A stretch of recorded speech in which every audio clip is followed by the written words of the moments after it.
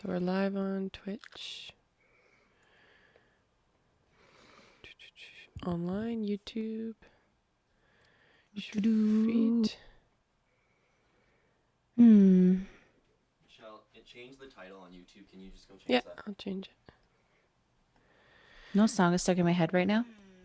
What's that? I just took a DNA test. Turns out. Exactly from Twitch. That's funny. Mm-hmm. All right, we are live. Yay.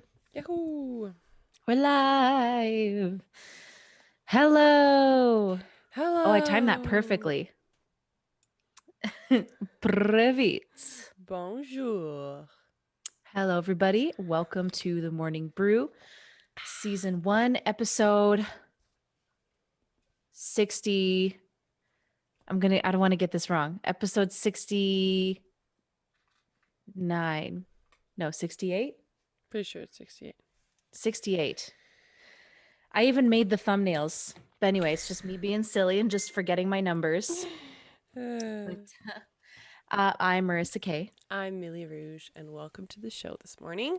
Today we are doing, like always, our second week of our album reviews that are live on YouTube and Twitch. So if you want to find out where we are live right now, head over to our Instagram, click the link in our bio, and either click the YouTube link or the Twitch link, whatever you like to watch, and come hang out with us. So in the meantime, welcome. It is Monday morning. You got the Monday scaries. Rain is falling. Rain is actually, well, it's actually just kind of windy today, to be honest. Not really anything else is happening there. But so we're going to we're gonna get right into our album review here. So yeah, episode 68. Yep. Cool. If you're sitting here and enjoying this little stream, I hope you're having a good Monday morning. And yeah, so I personally, when we got our albums this week, I got really excited because this seemed like a really cool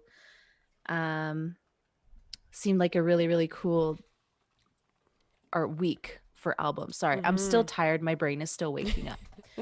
It's not able to function yet, but it's trying. Yeah. It's chugging along. It's just trying.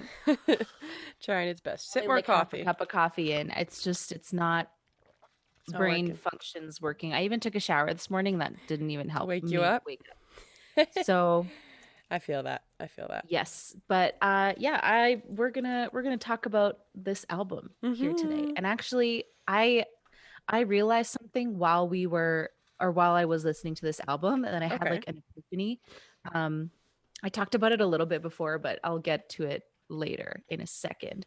But I wanted to start it off with just our first impression, or no, not our first impressions. I want to talk about the album first and the artist first. Yeah, let's do that. Because there's a bit of a colorful background. Absolutely. With Berg and this artist. Yeah.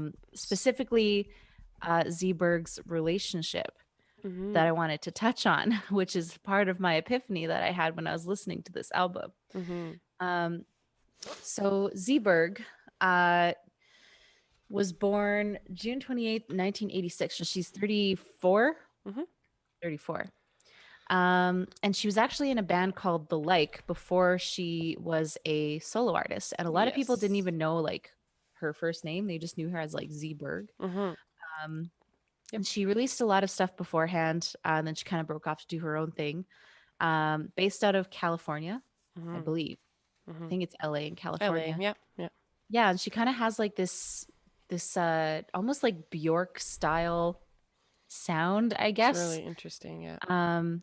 Yeah, and she actually, well, I mean, upon releasing this album, we'll talk about it in a second, but she has a very interesting relationship with one of the collaborators on the album, which was the epiphany that I had when I was listening to this album. And I was sitting there and I was like, I know that male voice. Why do I know that male voice? And I was like, oh my God, it's Ryan Ross from Panic at the Disco, or before he left Panic at the Disco. Yeah. And When I saw that, I was like, oh my gosh, Marissa's gonna just go off. But yeah. Well, because like I didn't recognize it at first. I was like, man, this guy sounds really familiar. And I was listening, I was like, oh my God. And it was like I was driving OMG. down the highway when I had this, and I physically said out loud, I was driving by myself. I physically said out loud, it's Ryan Ross. To nobody. It's To Ryan nobody. Ross, everybody. But That's it's awesome. yeah, because he didn't start out as a singer, which was anyway, this isn't about him. This is about This is Berg. about Zebra. Yeah. So yeah, this it's she has a very interesting relationship with Ryan Ross. Yeah. Which Are is they funny dating? that like it's not entirely certain. I'm pretty sure they're Okay, dating. because that's what I Apparently. kind of assumed, but I was like, I shouldn't assume. Yeah, well, I kind of did a little bit of research about it because I was very interested. Okay. And apparently, uh, they were married or pretended to be married, Oh, but weren't actually married. And I don't know. Um, we don't ask questions. I don't know. It was a weird thing. Like um, they're an eccentric couple, I guess. And I was reading up She's an on it, and eccentric artist. yeah, well, and he like posted a bunch of tweets saying like my wife and taking pictures with like her with a ring, and then Oh, okay. and then another tweet was like I woke up with nothing in the house, my wife was gone, and then another tweet he's like woke up, just found out apparently I didn't get married, and we're like what is going on? What are you So trying to say? I honestly I have no idea. Oh, that's funny. He left Panic at the Disco and then just Just went just crazy. Just well, kidding. I don't know if that's what happened. I think he just like was very aimless. So anyway, so Yeah. that's I thought that was interesting that she included him on the album. Considering how like she's just to me she seems like a very independent person. Totally. Totally. So I just thought that was really interesting and Yeah. kind of a weird snapshot of that relationship. That's as far as I know about them. I honestly have no idea. So there you go. Yeah, so that's a little bit about the artist. The album itself, did you get a chance to I look at found the out album a itself? tiny bit more about her. I was going to chat about. When I was looking her up, I was looking up "Get Z to Nunnery," which is the album title for all of you that are on Twitch or YouTube. We are reviewing Z Berg's "Get Z to a Nunnery" album. It's a 10-track album. When I was first looking at her on her Instagram and everything, I was like, oh my God, this woman is so beautiful. And when I was looking through her photos, I was like, this woman could be a vampire in the Twilight series because she's like so good looking and like she has these like honey brown eyes. And I was like, I could totally see it. Z-Berg, you missed your shot. You missed your opportunity. But I should clarify that when Millie says that, she means it as a compliment. Just so no, you know. I love that series. It's not a diss. But yeah, I've noticed that she's been active in the music scene for a long time. You chatted and kind of briefly went over this a little bit already. But she's been active in the music scene for 19 years, which when I read that, I was like, that's wild. That's actually since she was like 15, I think, right? Yeah, so that's just crazy that she's been around for that long and she's still doing it and she's still like interested, and it's a tough industry, so I found that very, very cool. And I wanted to read out how she describes herself to you guys so you can kind of see where she's coming from, because I think we all interpret things differently. So she describes her sound as if Laura Palmer didn't die and Roman Polanski made a movie about her 20s, scored by Andre Pryvit with lyrics by Scott Walker, sung by Dusty Springfield. So she's got a very descriptive, detailed she put it really beautifully to herself. Yeah, so she's very poetic, and I appreciate the heck out of that. So yeah, let's jump into first impressions, because that was all I kind of found out about the album and the artist. So let's well, jump I wanted into to that. talk first like about my first impression. It's kind of going hand in hand with the color that I thought of when I was listening to this album. And the color that I thought of, I also thought of a texture as well. Cool. So Very cool. upon first listen, the first thing I heard, I don't think I listened to this in order because I was listening to it on my phone and it was just like shuffle play. But the first song I heard, I think, was the epilogue. Okay. Yep. And so I got all those strings in there. So my first impression was it sounded like a movie soundtrack to me. Kind of like dreamy and like otherworldly, like a different time kind of thing. Um, and the texture and the color that I thought of was like a deep violet, but also velvet. Oh, Like that's what I got with this album. interesting. Yeah, I Yeah. could totally see that. I kind of got like a white, very transparent tone of it's. I know black and white's not really like they're not really colors. They're Mm-hmm. just shades or whatever people Well, say. like an old movie, right? Yeah, but I thought that was, yeah. I just the way she's just like one of those people that are just so cool that I can never hang out with because I'm like I'm not on that level of of your coolness. I can't do it. But she just screams artsy, which I love. Oh But yeah, I mean, when you've this been in the album's super industry enough, artsy. you kind of pick those things up. So, yeah, my first impression was actually this is just really dreamy and just a super hazy kind of mood. And Oh I yeah. did there's a lot of eeriness to this album, and I did write down a little bit later, but a lot of there's a lot of gothic inspiration, it seems like, in this album for sure. And I read a couple of album reviews that also kind of agreed on that topic, so I really enjoyed Yeah. that. But yeah, just super dreamy, super like I'm in heaven. Listening Yeah, to it was music. it kind of reminded me of like I feel like this album would have been from the diary of somebody who Mm, was in yeah. like an asylum, like back in Ah. the 18th, 19th century, like Ah. early, I don't know. That's what I pictured was like this little Victorian girl Totally. writing in this album, you Totally. know, Yep. or writing in this diary. That's what Absolutely. I pictured when I listened to this album. Yeah, I used to actually read these books, and you may have too, but they when I was younger, we had these books that were all about princesses. So they'd have one about like Marie Antoinette. They had one about different princesses from all over the world, and it would be like a journal diary book. But it just kind of teaches you more Mm. about like the princess. But I imagine like if they were to take one of those books and make it into a movie, they would use one of her songs because it's just so like As like a soundtrack. so fitting. Yeah. So I was like, Yeah. oh, I like this. I like this a lot. Yeah. Like it Um, feels like this album came from another time period, totally. but also Yeah. still made in 2020, which is weird. Well, But if I am correct, this is like her first solo kind of album, I believe. yeah. When I read that. Well, because she released a bunch of singles first and then she released Hmm. this album. Right, Yeah. a little bit earlier, she released some signals for sure. Hmm. Yeah. So things I really liked in this album, I think well, I wrote specifically a song, but the song "Little Colonel, yeah, Colonel. I think it's Colonel, isn't it? It's Colonel. Oh, why did I write You Colonel? pronounce it as Colonel. But it's Little spelled Colonel. Colonel. Yeah, that's how you spell Colonel. What? That's how you spell Colonel. No, it's not. Yes, it is. What? Then why do you say it that way? I don't know. That's how you spell. Colonel? That's how you spell Colonel. Okay, hold on. I'm looking up the definition of kernel. Because Colonel with a K-E-R, that's like a popcorn kernel. Yeah. Colonel. Okay. Now I'm going to look up colonel. Colonel kernel. What? This is confusing. It's Colonel. I promise you. Oh my gosh. Sorry, that's just so weird. English does not make sense. It's one of those words where you've like only read it or you've only like I heard looked it up and the never word, like spelled and it. it said, why is kernel, whatever the hell that word is, pronounced the way kernel? What? Okay, sorry. I need to get back to my point. That just The more you know. flabbergasted me.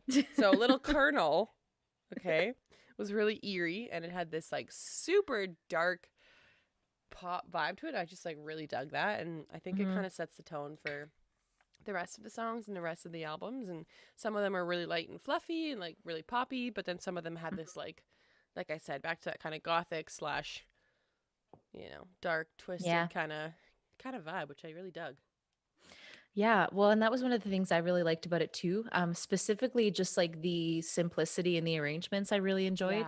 Yeah. Because it kind of oftentimes I find whenever there's strings, Mm-hmm. sometimes like you either have to go full on or Yeah.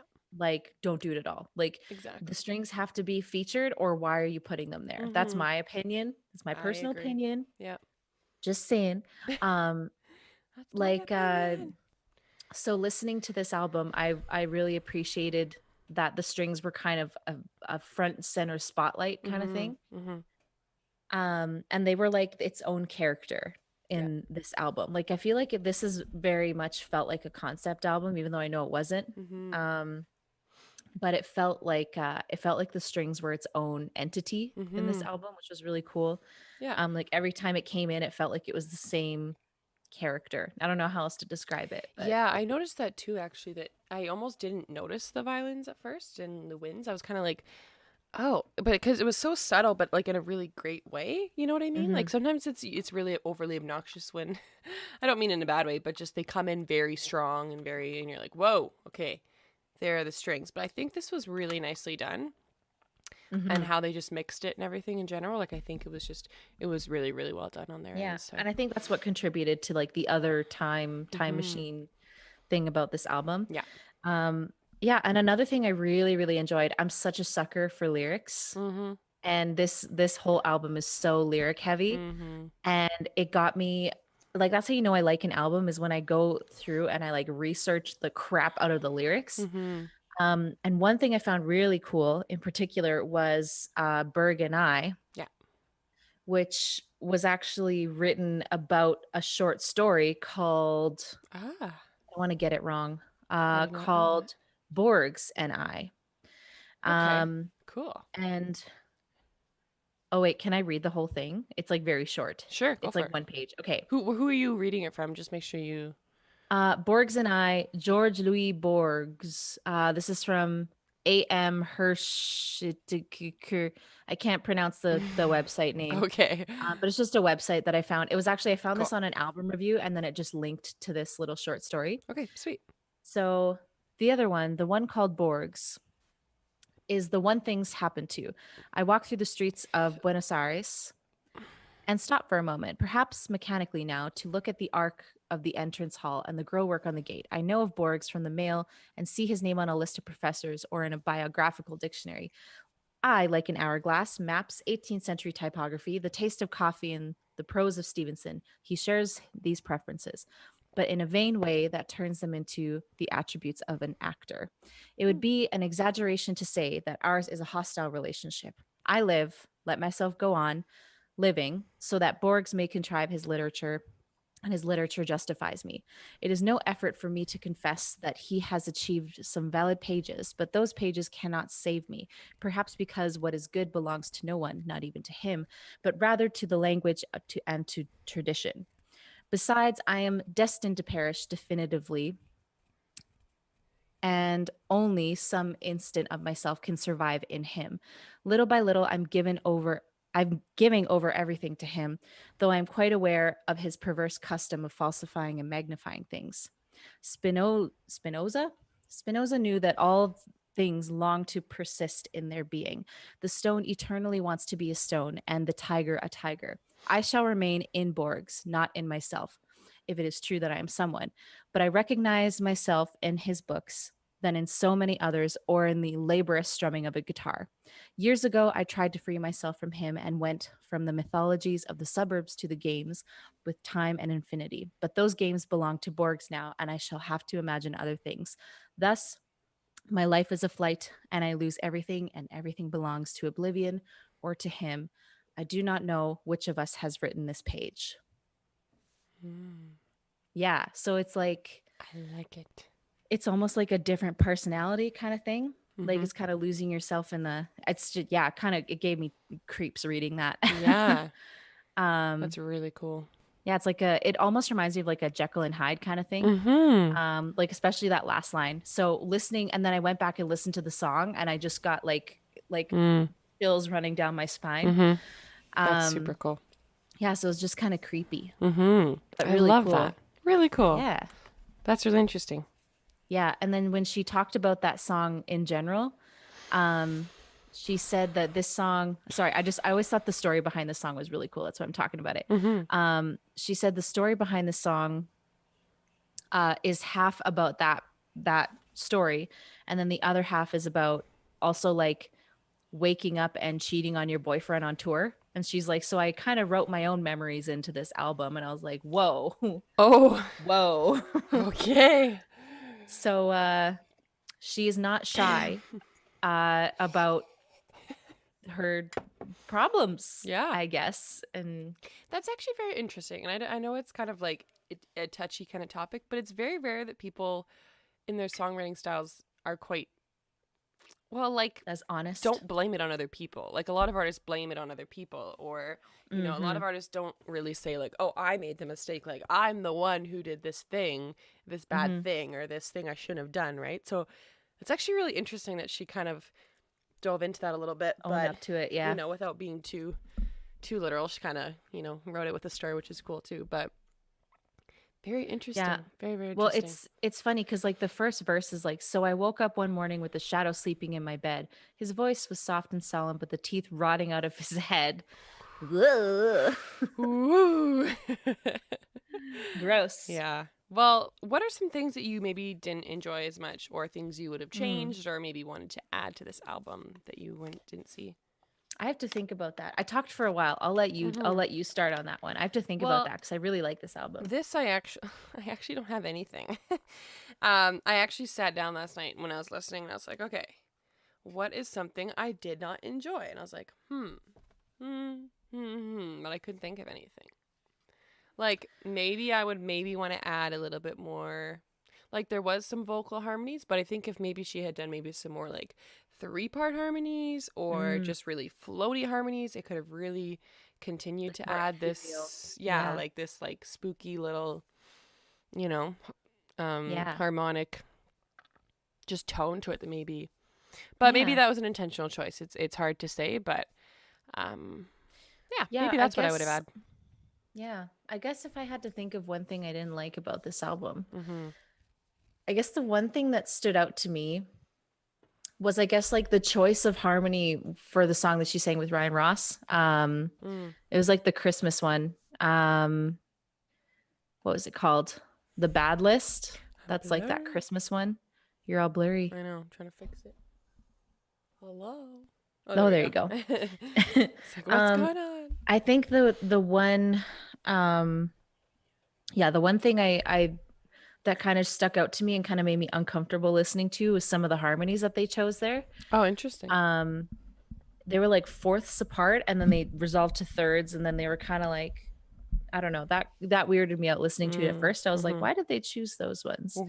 But again, that might have just been an artistic choice. And knowing Ryan Ross, I know he chooses some like strange harmonies. So I can't say that probably wasn't intentional. It probably definitely was intentional, but that would be the one thing I change. Everything else, like I'm a huge fan of like Halloween, and so I was like, this is such a Halloween-y type. Oh yeah, this is well, I know we talked about this a little bit later, but it's a really good album for like winter/October months, I feel like, because it's just fits the mood perfectly of that coming kind from of an October baby. This album is so October. Man, I wish I was born in October. I just feel like I exist in October and fall, but I was born in spring, and I don't know what to take of that, but if I could choose, that's what I would choose to be born.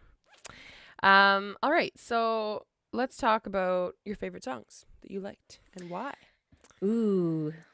I actually chose To Forget You as one of my favorites. Oh, that's a good one.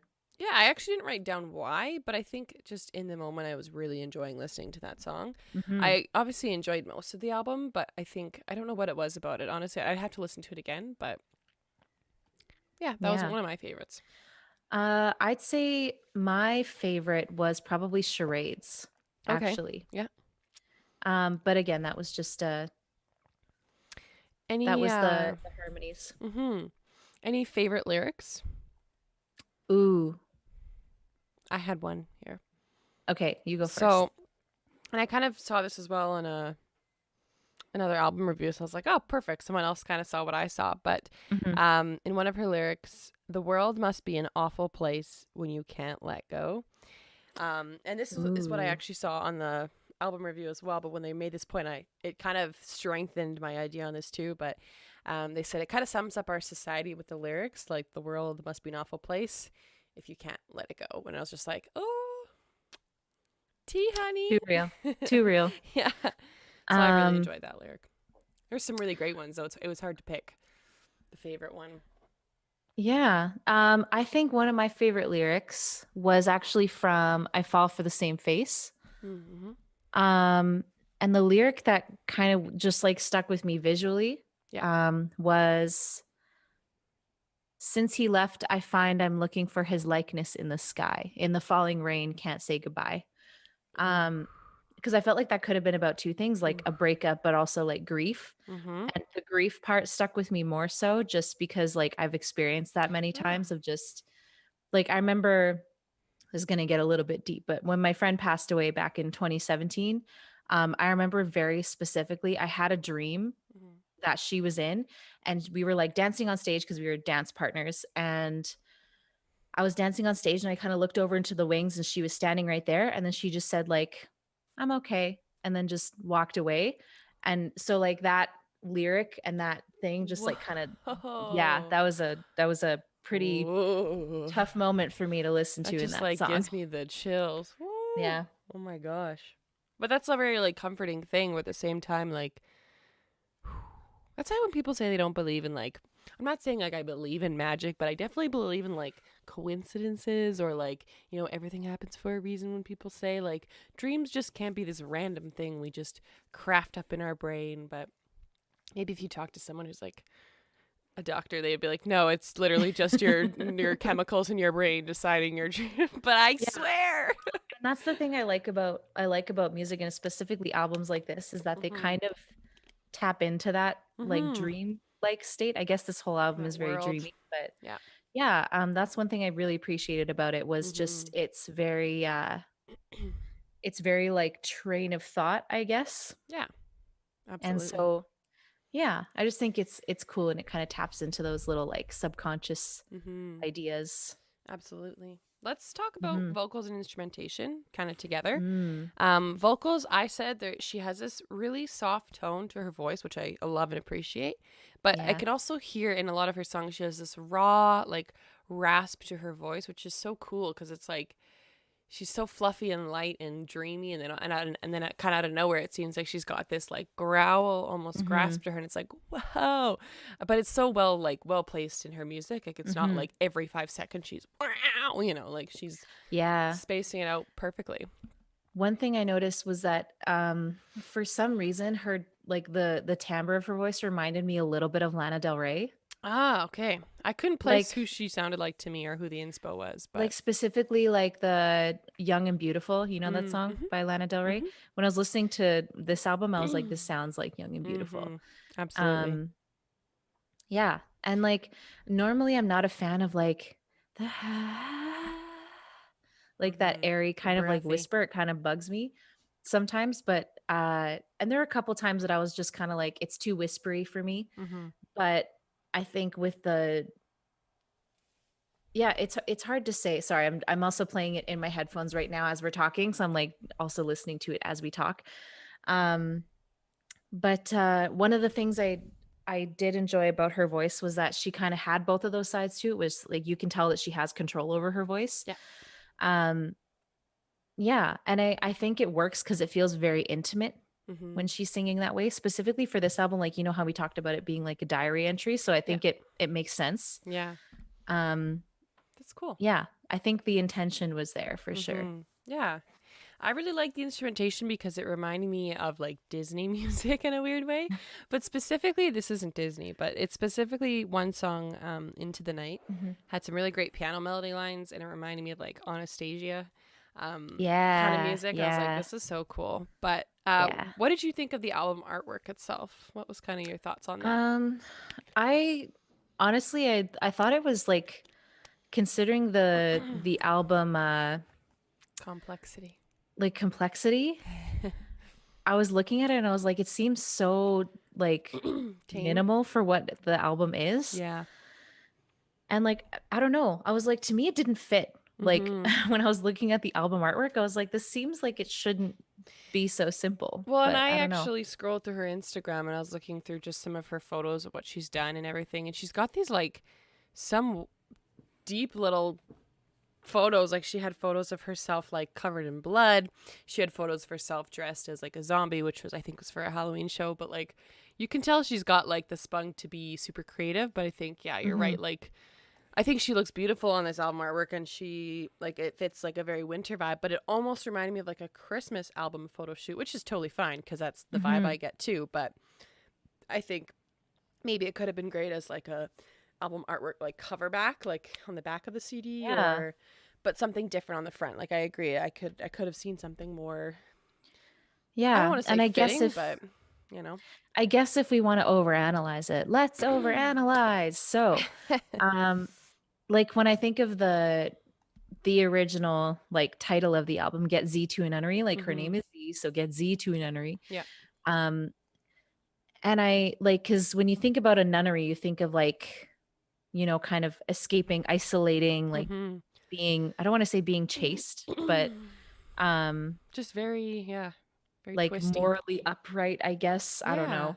We had a YouTube comment here that said from Natalie, I think Natalie. Thanks, guys, because I didn't know this artist. Oh, so hopefully well, there you we go. help to broaden your horizon and learn more about Z Berg. Yeah, she's pretty cool. Check her out if you haven't listened to her yet. Yeah, so if I'm going into my overanalyzing the album artwork, it almost looks like, if I'm looking at her face, like it almost looks like she's kind of like resenting going to this place. Like she's covered up in a jacket. It's in the middle of winter. Like she's got her hair braided up. Like she's got like that little hint of lipstick, which was like looked down upon back then, because that wasn't what good women, good girls did, was wear lipstick. You don't wear lipstick. So I don't know. Maybe that's just me overanalyzing the photo, but I like it. That's what I like to think. So we have a couple minutes. Let's kind of go through this speedy if we can. But who would you recommend this album to? Ooh, I would recommend it to anybody who's a super fan of folk music. I think this is a perfect song for you, or a perfect album for you, as well as like movie soundtracks. I said anyone who likes ballads or calming music. If singer-songwriters aren't your jam, this probably won't be your jam. If you like rap music, probably stay away from this. Yeah, don't listen to this if you like rap. How and where would you listen to this album? Vinyl. I just thought about that. On vinyl, the night before Halloween. I said before bed or on a rainy/wintry, super like white, fluffy kind of wintry day. What's your conclusion on this album? Conclusion, I really, really enjoyed it. I thought it was a great ride, and I highly recommend it. I said a little bit eerie and romantic. I really enjoyed it, though. I've seen a few reviews, like I said, saying that gothic feel to our album, which I totally agree with. Great job on instrumentation and portraying a lovely, twisted, dark album. My grade level is B+. I was going to give it, I was also going to give it a B+. Awesome. Yeah. Beautiful. Well, that is all the time we have for today for our live album review of Get Z to a Nunnery by the artist Z Berg. Thank you guys for hanging out with us. If you want to check out more of our social medias, check us out on Instagram, Vienna Whyte. My name is Millie Rouge. And my name is Marissa Kay. If you like this video, make sure you like, subscribe, hit the bell button to be notified when these videos come out. We film them Monday through Friday, every single day. 10 a.m. MDT, or like today we did 9 a.m. MDT. And yeah, I hope you all have a wonderful, wonderful rest of your Monday. Yay. Bye, everybody. Bye.